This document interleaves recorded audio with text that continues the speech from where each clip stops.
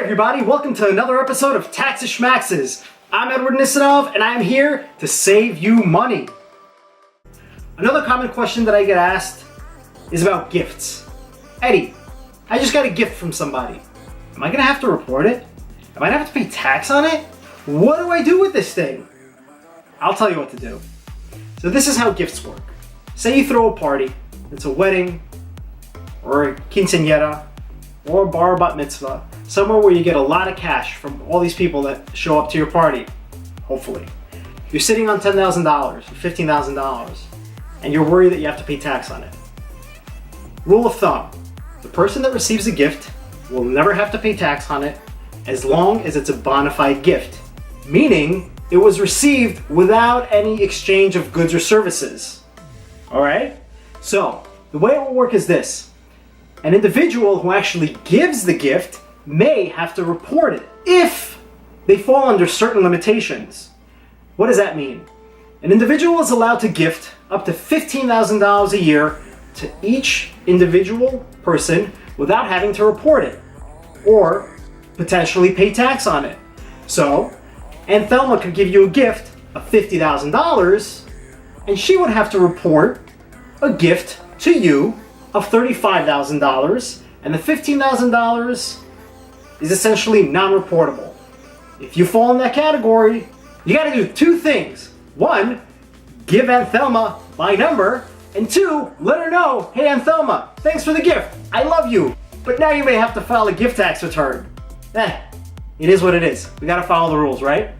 Here's another thing. A person has a lifetime exclusion. All right, a lifetime exclusion. The $15,000 is an annual exclusion, but a person has a lifetime exclusion of a little over 11 million. It used to be 5.5, but with the new Tax Cuts and Jobs Act, it was double. So meaning, if it's an individual with a spouse, because you can combine that lifetime exclusion, you could potentially gift up to $22 million, that's a gift and estate issue, hand in hand, $22 million, and not pay tax on it. If you fall into that category, you got good problems, all right? But keep in mind, that's how it works. Now, going back to your party, you got all that money, don't worry about it. You don't have to pay tax on it. You can confidently deposit it in the bank and use it in good health, which is what everybody gave it to you for, all right? Now, another thing I want to tell you about is a potential tool that you can use to contribute to a 529 plan with the gift. How does this work? I just told you that you're allowed to contribute $15,000, or rather gift somebody $15,000 a year and not have to pay tax on it. Or not essentially start deducting that number from your lifetime exclusion. Now what you can do is front load a 529 plan. Go watch the 529 plan video that we did not too long ago. If you haven't seen it, you'll be able to loop in on what we're talking about now.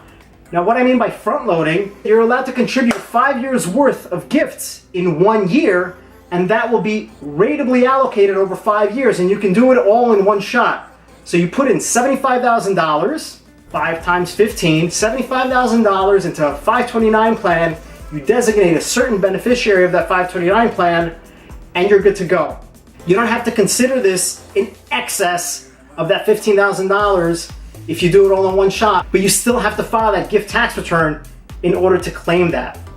Another thing I want to talk to you about with gifts is the portability of spouses' lifetime exclusions. So I just told you that if you're a husband and wife, you have up to $22 million that you can gift over a course of a lifetime. What happens if, God forbid, your spouse dies before you? You're allowed to take their unused lifetime gift exclusion and carry it over to your estate. So if your spouse passes away and they already had used up $3 million, you could actually utilize the remainder in your estate. That's a really powerful tool if you think about it, considering that the gift tax could be upwards of 40% if you fall into that category above that $22 million. So, lesson here today. If you receive a gift, don't worry about it. Don't call me asking me if you're gonna have to pay tax on it. Don't call me and ask me, How am I supposed to put this into the bank? You know, like $1,000 at a time? Guys, come on. Let's not go crazy here. Confidently put it in the bank, use it, enjoy it, and don't worry about it. If you have any other questions, feel free to reach out and we'll get you on the right track. Well, that's my 2 cents for today. Thanks for watching, and I'll catch you next time. Hey everybody, thanks so much for watching. We hope you've been finding these videos informative, but they are for educational purposes only. Tax laws change on a regular basis, so we highly recommend you consult your tax professional and advisor or give us a call to go over your particular tax scenario. Thanks so much for watching, and we'll catch you next time.